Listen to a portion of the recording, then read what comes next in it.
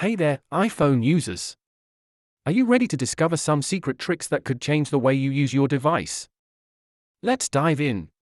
First up, let's talk about hidden keyboard shortcuts.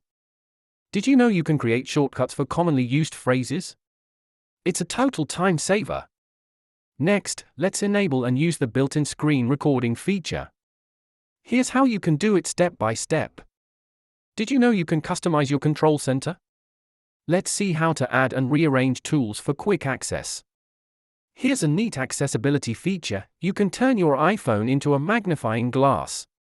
Let's explore how to enable this. How about the back tap feature?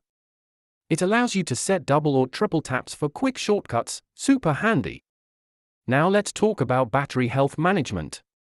Here are some tips for accessing and utilizing these features to maintain your iPhone's performance. With live text, you can copy and interact with text directly from photos using your camera. Let me show you how. Finally, let's secure your privacy. Here are some hidden settings you might not know about that can help protect your information. There you have it.